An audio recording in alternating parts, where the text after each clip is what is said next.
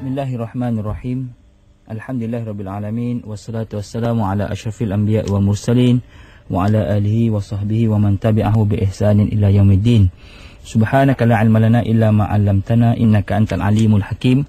Qala rabbi shrah li sadri wa yassir li amri wahlul 'uqdatam min lisani yafqahu qawli, amma ba'. Yang saya muliakan dan hormati Allah Subhanahu wa taala, sidang pendengar Radio Hakim. Assalamualaikum warahmatullahi taala wabarakatuh. Apa khabar saudara dan saudari, tuan-tuan dan puan-puan?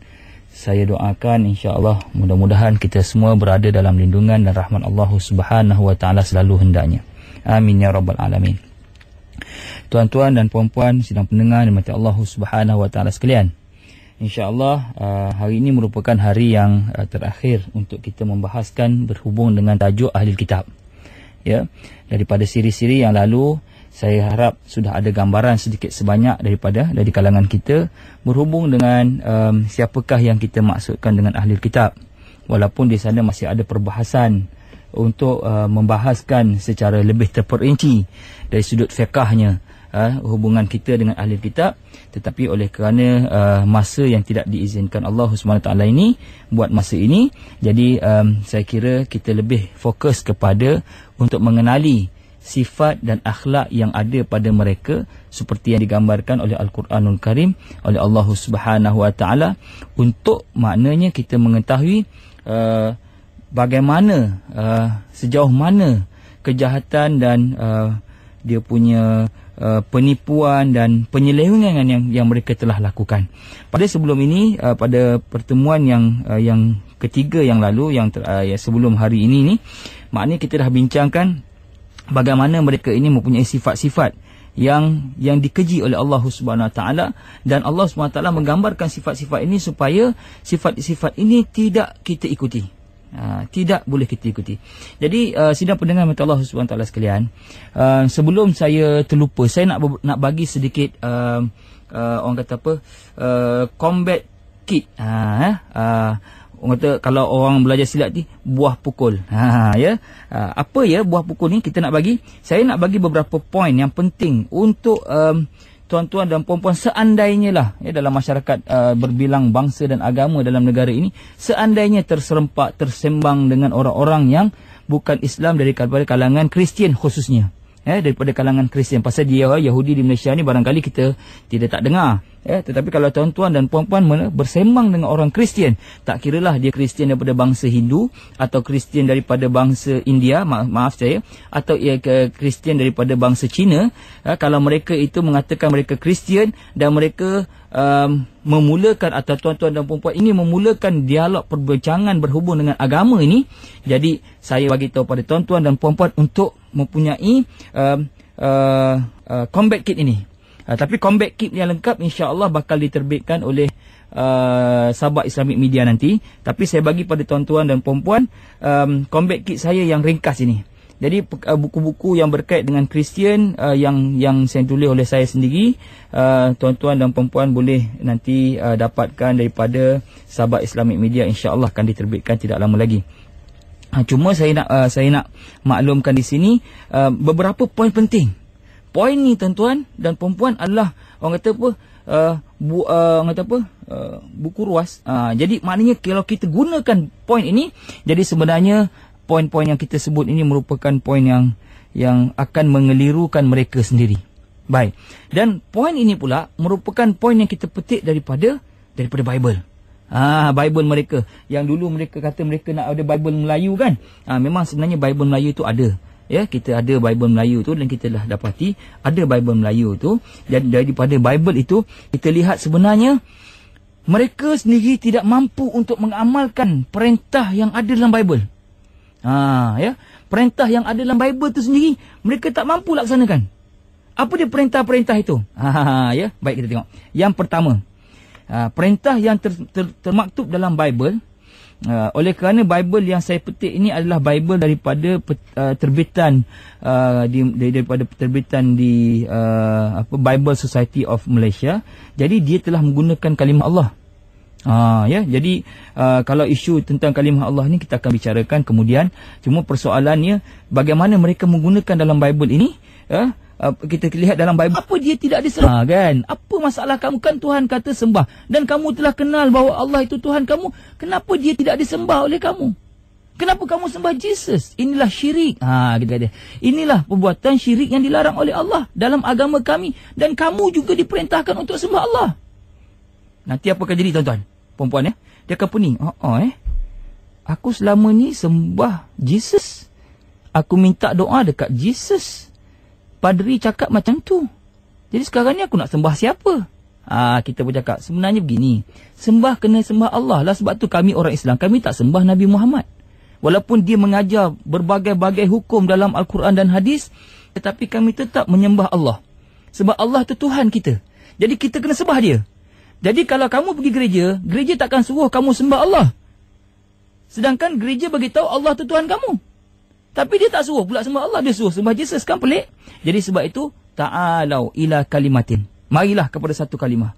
Sawa'im bainana wa bainakum alla na'budallah. Iaitu kami dan kamu sama je. Iaitu kita tidak menyembah Allah. Nak sembah kat mana? Ke masjid lah bro. Mana lagi? Semayang kat masjid lah.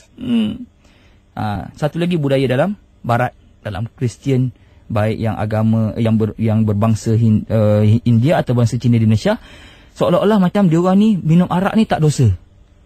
Minum arak ni tak ada salah. Sedangkan dalam Bible mengatakan apa? Dalam Amsal 20 ayat yang pertama. Amsal 20 ayat pertama, Bible kata apa? Minuman keras membuat orang mabuk dan merepek. Bodohlah orang yang menjadi mabuk. Jin mabuk minum brandy. Ya. Dalam Amsal 31, pasal 31, ayat yang ke-6 pula. Arak minuman untuk orang-orang yang hampir mati dan yang sengsara. Ya. Ayat ini menunjukkan kalau minum arak, bodoh. Bodohlah, maknanya kamu ni memang tak gunalah pergi minum arak ni. Buat apa? Ini merupakan ayat yang melarang minuman arak. Ya. Jadi pelik kan? Pelik. Kenapa mereka masih nak minum arak sedangkan dalam Bible pun kata begitu? Ini yang berapa tadi? 3, 4. Kelima. Kelima. Ada 6 lah saya point kat tuan-tuan. Ni kelima. Tuan-tuan dan perempuan perasan tak? Nan. Bukan roti nan. Nan paderi perempuan. Mereka kadang-kadang nampak seolah-olah menutup aurat dengan sempurna kan? Ditutup macam tak nampak rambut dia lah kan? Sebenarnya perbuatan yang buat mereka buat berpakaian begitu sebenarnya ada perintahnya dalam Bible. Iaitu dalam Korintius, dalam 1 Korintius. Dia ada Korintius ada 2 Korintius, 1 Korintius. Ini 1 Korintius. Pasal yang ke-11 ayat 5 hingga 6. Apa kata Bible? Jika seorang wanita tidak menudung kepala ketika berdoa atau menyampaikan perkhabaran daripada Allah di hadapan orang ramai, dia mempermalukan suaminya. Wanita itu seperti wanita yang kepalanya dicukur. Jika seorang wanita tidak mahu menudung kepalanya, lebih baik dia menggunting rambut. Maknanya cukur bagi botak. Kalau dalam Bible yang Indonesia, kalau tuan-tuan pergi Indonesia beli di sana, Bible Melayu Indonesia, dia kata lebih baik dia botak. Kan? Maknanya kalau dia tak nak menutup kepala, jadilah botak. Jadi dalam Bible ni kata kalau kau tak nak tutup kepala, lebih baik kau botak, gonjeng. Lebih baik daripada itu. Sebab itu kita tengok Nan dia pakai tudung. Tapi pelik. Ustazah pula tak boleh guna ustazah. Nan dia pakai tudung, tapi dia tak suruh orang lain pakai tudung. Kita ustazah kita pakai tudung, dan ustazah kita juga suruh orang perempuan pakai tudung. Dan kita menyuruh semua, tak kira lah. Ya, baik dia ustazah ke, dia tidak ustazah ke, dia wajib pakai tudung. Tapi dalam ajaran Kristian, seolah-olah macam Nan saja yang nak masuk. Paderi perempuan je saja yang nak masuk syurga. Orang awam biasa boleh tak masuk. Kalau orang awam nak masuk, dia kena pakai tudung juga. Tapi kalau dah paderi pun pakai tudung, maknanya orang Kristian perempuan kenalah pakai tudung kan? Ini maknanya wajib menutup kepala ataupun bertudung itu. Pada ayat dia mengatakan menudung kepala. Tak tahulah kalau orang faham menudung kepala itu maknanya kepala lutut. Kepala itu kepala yang atas kepala itulah. Kena tutuplah kepala. Ini ada juga kadang-kadang orang Islam kita. Dia kata Quran kata tutup kepala, bukan tutup kepala maknanya. Melabuhkan daripada kepala hingga parada itu bukan maknanya tutup kepala. Saya tak tahulah maksudnya tutup kepala lutut rasanya. Kalau dia orang rasa begitulah kan. Minta maaf ya. Maksudnya tutup kepala itu tutup rambut. Dan yang terakhir, Kalaulah orang Kristian kan, kalau dia kata, itu ajaran-ajaran yang kamu sebut tadi, dia nak putar juga nanti kau. Kalau dia nak putar juga, dia kata, ajaran kau kata pasal zina tak boleh dalam Bible, yang kata babi tak boleh dalam Bible, arak tak boleh dalam Bible, suruh tutup kepala tu dalam Bible. Itu ajaran dulu. Ajaran Nabi Isa tak begitu, dia kata. Ajaran Jesus bukan begitu. Jesus Christ tidak suruh dah benda tu. Dia kata tak kisah dah. Itu semua ajaran lama. Ajaran dulu. Ajaran Nabi Musa, dia kata. The teaching of Moses. Cewah. English lah pula. Kita pun beritahu kat dia. Bro, masalahnya Jesus bagi tahu dia sendiri tidak akan membuat perkara-perkara baru, melainkan dia kata apa? Perjanjian baru, babe. Perjanjian baru. Matius 5. Matius pasal 5 ayat 17 hingga 20. Saya tak baca semua ayat ni. Saya ambil yang sikit nanti. Kalau tuan-tuan dan perempuan kesempatan, kajilah ayat ni. Ataupun tunjuklah pada mereka. Tak payah kaji banyak pun. Tengok ayat ni, tunjuk kat orang. Apa kata Jesus dalam Bible? Seolah-olah begitulah. Mereka gambarkan. Betul kata Jesus cakap, tapi tak kisahlah. Pokoknya, ada petikan ini dalam Bible. Apa kata dia? Mereka mengatakan, Jesus kata apa? Janganlah menganggap aku datang untuk menghapuskan Taurat Musa dan ajaran Nabi-Nabi. Ini kata mereka, Jesus cakap macam ni. Aku tidak datang untuk menghapuskannya, tetapi aku datang supaya semua ajaran itu berlaku. Ingatlah, selama langit dan bumi masih ada, titik atau huruf yang terkecil sekalipun dalam Taurat tidak akan dihapuskan jika semuanya belum berlaku. Oleh itu, sesiapa yang melanggar hukum yang paling tidak penting sekalipun, serta mengajar orang lain berbuat demikian, orang itu menjadi orang yang paling tidak penting antara orang-orang yang menikmati perintah Allah. Nampak tuan-tuan dan puan-puan ya? Bagaimana mereka telah, yang mereka putar belikkan Bible itu, mereka membiarkan adanya petikan yang mengatakan bahawa Jesus menyuruh untuk mereka mengikut ajaran Taurat. Jadi kalau mereka mengatakan, yang ajaran yang kamu sebutkan tadi adalah ajaran dulu, ajaran Nabi Moses, bukan ajaran Jesus. Kan ni pula Jesus kata, dia suruh ikut Taurat. So kenapa kamu tak ikut? Inilah masalahnya orang-orang Kristian. Dulu kita sebut tentang orang-orang Yahudi. Ini ada cerita dekat Kristian ni yang Allah bagi kitab. Antaranya yang Allah cerita dalam Al-Quranul Karim. Ya, mereka ni perangainya antara disebut dalam surah Al-A'raf ayat 175 hingga 178. Ba'da a'udzubillahi minasyaitonir rajim. Bismillahirrahmanirrahim. Watlu 'alaihim naba'al ladzi atainahu ayatina fansalakha minha fa'atba'ahu asyaitanu fakana minal ghawin. Walau syi'na la rafa'nahu biha walakinnahu akhlada ilal ard wattaba'a hawahu. Famathaluhu kamathalil kalbi in tahmil 'alaihi yalhath aw tatrukhu yalhath. Dzalika mathalul qaumil ladzina kazzabu bi ayatina faqsusil qasasa la'allahum yatafakkarun. Sa'ala mathalan qaumul ladzina kazzabu bi ayatina wa anfusahum kanu yazlimun. May yahdillahu fahuwal muhtad wa may yudlil faulaika humul khasirun.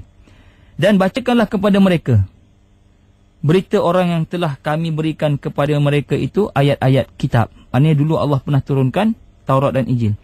Kemudian mereka melepaskan diri daripada ayat-ayat itu. Lalu mereka diikuti oleh syaitan sampai tergoda. Maka jadilah dia orang-orang yang sesat. Dan kalau kami kehendaki, kata Allah, sesungguhnya kami tinggikan darjatnya dengan ayat-ayat itu. Tetapi mereka cenderung kepada dunia dan menurut hawa nafsunya yang rendah. Maka perumpamaannya seperti anjing. Jika kamu menghalaunya, dihulurkan lidahnya. Jika kamu membiarkannya, dia menghulurkan lidahnya juga. Demikian itulah perumpamaan orang-orang yang mendustakan ayat-ayat kami. So tak payah ikut. Jangan ikut Kristian ni.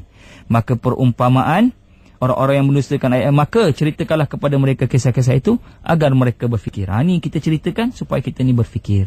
Amat buruklah perumpamaan orang-orang yang mendustakan ayat-ayat kami, dan kepada diri mereka sendiri mereka berbuat zalim. Barang siapa yang diberi petunjuk oleh Allah, maka dialah yang mendapat petunjuk, dan barang siapa yang disesatkan Allah, maka merekalah orang-orang yang rugi. Nampak ya tuan-tuan dan puan-puan rahmati Allah SWT. Allah dah gambarkanlah perangai mereka ketika mana mereka telah menyedari adanya ayat-ayat yang diperintahkan oleh Allah untuk mereka taati, tetapi masih lagi mereka ini ingkar, masih lagi mereka ini degil, sengaja menyembunyikan beberapa poin ini yang penting untuk mereka ikuti. Lalu diubah. Tapi rupanya dia terlupa ubah ayat ni. Dia ubah ayat kat lain-lain. Dia masukkan ayat kata Jesus ni Tuhan. Dia masukkan ayat Jesus ni mengaku dia ni anak Tuhan. Dia masukkan benda-benda itulah dalam Bible. Ya. Tapi ayat yang macam ni, dia tak perasan. Dan benda ni, yang kita sebut tadi, ayat-ayat ni, merupakan ayat yang ada dan masih ada dalam Bible. Dan sebab itu, orang-orang ahli kitab ni, baik di kalangan Yahudi dan Kristian, Allah telah gambarkan mereka ini dalam surah Al-Imran, ayat 70 hingga 71. Apa kata Allah?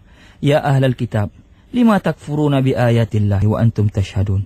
Wahai ahli kitab, baik Yahudi, baik Kristian, mengapa kamu mengingkari ayat-ayat Allah, padahal kamu mengetahui kebenarannya? Nampak? Ya? Ya ayyuhal kitab, lima talbisul haqqa bil batil wa taktumunal haqqa wa antum ta'lamun. Wahai ahli kitab, Yahudi dan Kristian, mengapa kamu mencampurkan aduk yang hak dan yang batil? Ni Bible ni ada benda-benda yang hak, kamu pergi masukkan perkara yang batil, habis rosak jadi Injil yang Allah turunkan. Yang akhirnya tidak jadi Injil, jadi Bible. Dulu Taurat Allah turunkan molek-molek, comel-comel. Ya, kamu pergi ubah, kamu pergi pindah, yang akhirnya habis rosak. Talbisul haqqa bil batil. Kamu pakaikan kebaikan Taurat itu dengan kejahatan, dengan kebatilan. Akhirnya rosak Taurat, rosak Injil yang Allah turunkan. Jadilah Bible, jadilah Jewish Bible. Rosak kitab-kitab ini. Ya, mengapa kamu mencampur adukkan yang hak dengan yang batil dan menyembunyikan kebenaran, padahal kamu mengetahui. Bro, lu dah tahu dah bro ni benda ni. So, gua cakap sama lu bro, lebih baik lu ikut agama Islam lah. Ya, ikut Islam. Kerana Islam adalah agama yang paling comel untuk diikuti. Dan Allah SWT mengatakan mereka ni punyalah jahat ya. Allahu Akbar. Jangan ikut ni. Jangan ikut jejak langkah ni. Ya. Mereka ini sanggup berbohong kepada Allah. Allah ceritakan apa dalam surah An-Nisa ayat 49 hingga 52.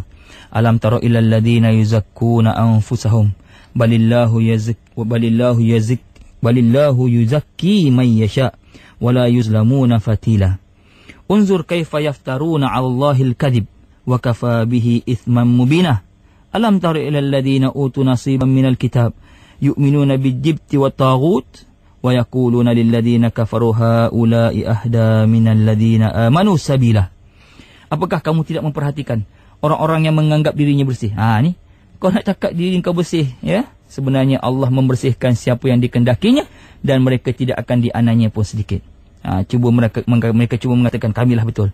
Perhatikanlah betapa mereka mengada-adakan dusta terhadap Allah. Nampak? Dan cukuplah perbuatan itu menjadi dosa yang nyata bagi mereka. Apakah kamu tidak memperhatikan orang-orang yang diberikan bahagian daripada Alkitab, diberikan Taurat dan Injil? Mereka percaya, tapi akhirnya mereka percaya kepada Jibti dan Taghut dan mengatakan kepada orang-orang kafir musyrik Mekah masa zaman itu bahawa mereka lebih benar jalannya daripada orang-orang yang beriman kepada Nabi Muhammad sallallahu alaihi wasallam. La ilaha illallah. Tengok. Sifat ini bila Allah cerita dulu, rupa-rupanya berlaku pada hari ini yang kita boleh lihat. Mereka buat daripada start zaman Rasulullah sampailah ke zaman sekarang, pembohongan terhadap perintah Allah. Sebab itu kita kena berhati-hati. Berhati-hati dengan perangai dengki dan penipuan yang mereka lakukan di kalangan Yahudi dan Nasrani ini. Pasal apa? Allah telah gambarkan sifat mereka dalam surah Al-Baqarah ayat 109. Wadda kathirum min ahlil kitab law yaruddunakum min ba'di imanikum kuffara hasadan min 'indi anfusihim min ba'di ma tabayyana lahumul haqq fa'fu wasfahu hatta ya'ti Allah bi amrih innallaha 'ala kulli syai'in qadir. Sebahagian besar ahli kitab Yahudi dan Kristian menginginkan agar mereka dapat mengembalikan kamu kepada kekafiran setelah kamu beriman, kerana dengki yang timbul pada diri mereka sendiri setelah nyata bagi mereka kebenaran. Maka maafkanlah dan biarkan mereka. Kita biar mereka, biar sampai Allah mendatangkan perintah. Sebab tu orang Kristian ni, kalau tak mau ikut kita bagi tahu kebenaran, okey tak apalah. Lantak kau lah. Kau tak nak ikut juga. Sesungguhnya Allah Maha Kuasa atas segala sesuatu. Kita dah bagi tahu kebenaran. Kalau dengar Aikim ni, inilah kebenarannya. Tak nak dengar juga. Lantaklah. Nak marah pun tak boleh. Kita biarkan mereka. Yang akhirnya mereka menolak kebenaran Al-Quran yang kita nyatakan di sini.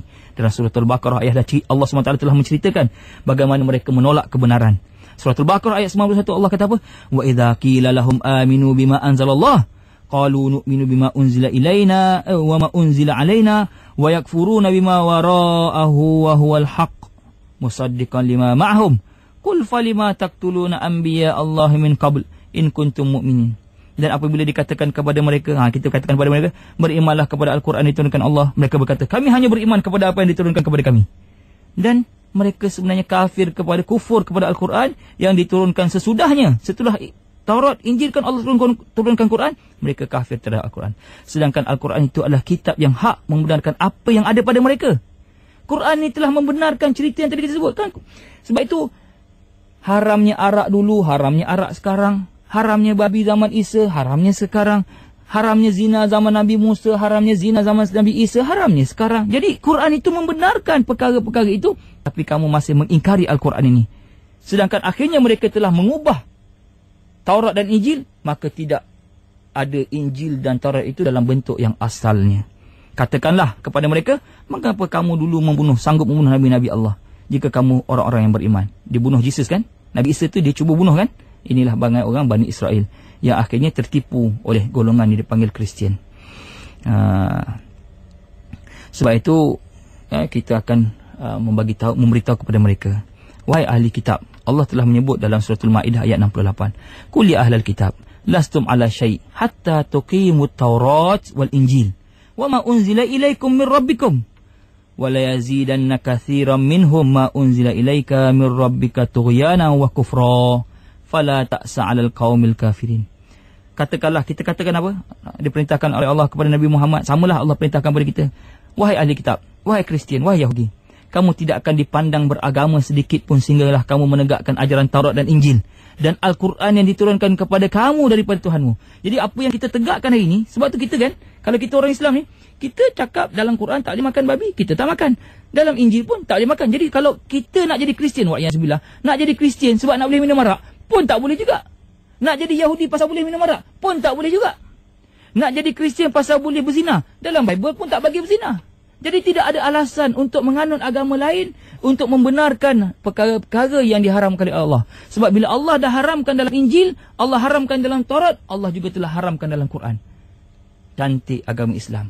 Kerana Quran telah membenarkan apa yang diturunkan oleh Allah, tapi akhirnya mereka telah berbohong dengan ayat-ayat yang diturunkan oleh Allah SWT dan mengubah suai dengan apa yang telah diturunkan oleh Allah SWT. Jadi itu di antara poin yang tidak sempat saya dedahkan semuanya. Walau bagaimanapun tuan-tuan dan muslimat ya sidang pendengar semua, kita berharap dan kita berdoa kepada Allah Subhanahu Wa Taala agar Allah Subhanahu Wa Taala mencampakkan keimanan kita terhadap untuk berpegang kepada Al-Quranul Karim. Sebab Al-Quranul Karim merupakan nur dan hidayah daripada Allah Subhanahu Wa Taala yang merupakan jalan yang paling indah, paling comel untuk diikuti. Ya, kalau kita boleh ikut Quran, insya-Allah kita diberi jaminan oleh Allah Subhanahu Wa Taala untuk masuk ke syurga Allah. Tetapi kalau kita meninggalkan Quran, kita meninggalkan sunnah Nabi SAW, maka tidak ada jaminan pada hari akhirat kelak untuk kita ditempatkan di syurga Allah Subhanahu Wa Taala. Jadi sekadar itu saja untuk pertemuan yang terakhir kali ini. Saya mohon kemaafan seandainya perkongsian saya ini menimbulkan kemarahan, kekeliruan di kalangan tuan-tuan dan puan-puan sidang pendengar.